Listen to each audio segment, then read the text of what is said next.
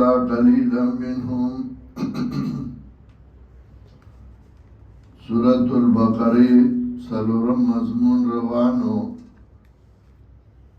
بیان د جهاد فی سبیل اللہ تعالی کے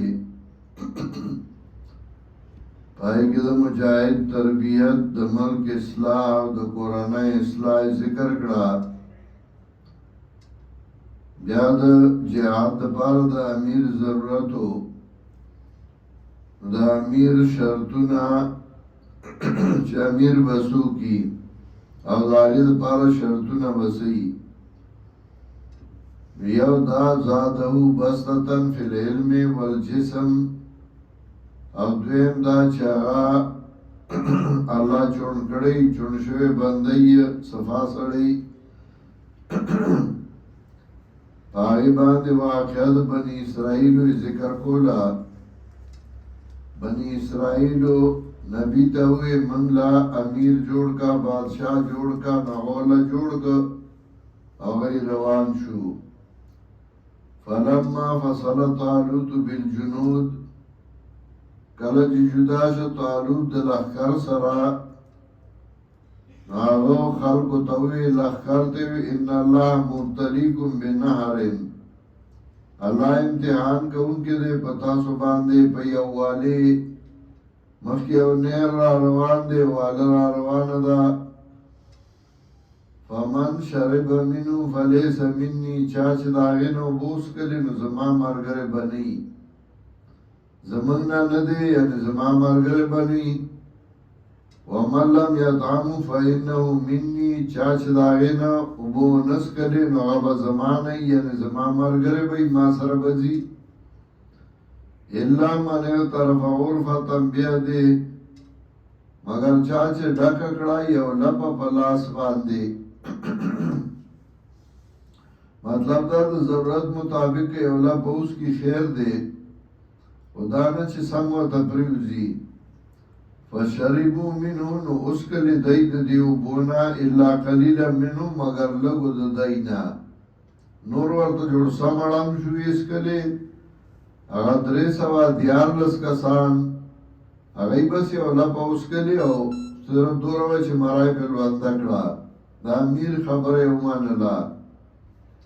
فلما جاوزه وانو کله چې تیر شه د دې اوبو نه دی والذین آمنوا معه او هغه کسان چې ایمان راوړو سره د ده نه قالوا لا طاقة لنا اليوم بجالوت وجنوده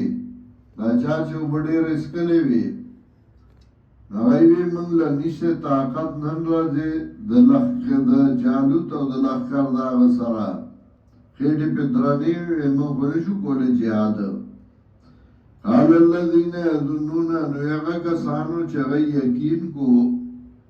انهم ملاقو الله چې دی به مخامخ کېږي د الله سره یو ورځ هغوی وی کم من فئة قلیلة ډېر ځله ډله لږه غلبت فئتن کثیرتن باذن الله غالبیږي په ډلې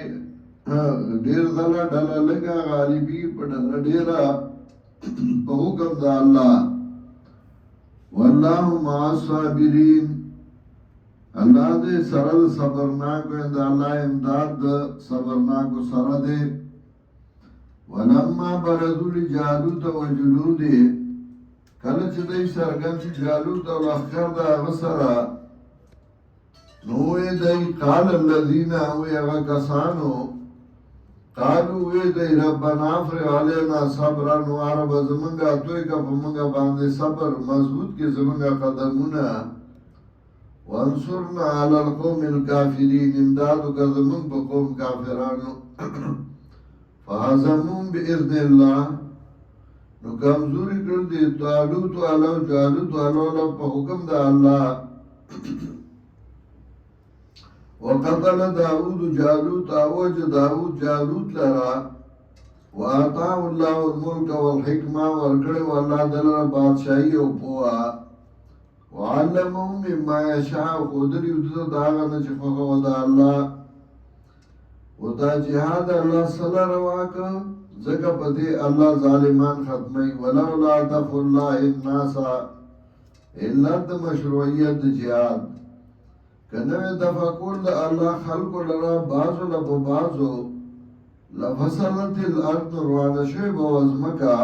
ولكن الله ذو فضل على العالمين لیکن اللہ خاون دا فضل پا مخلوقات تلک آیات اللہ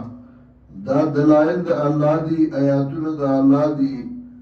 نتلوها علیکا بالحق لولو منگا دیلارا پتا دا پار دا خکارا کولو دا حق وَإِنَّكَ لَمِنَ الْمُرْسَلِينَ وَيَكِنًا تَدْلِغَلُ شُعُونَ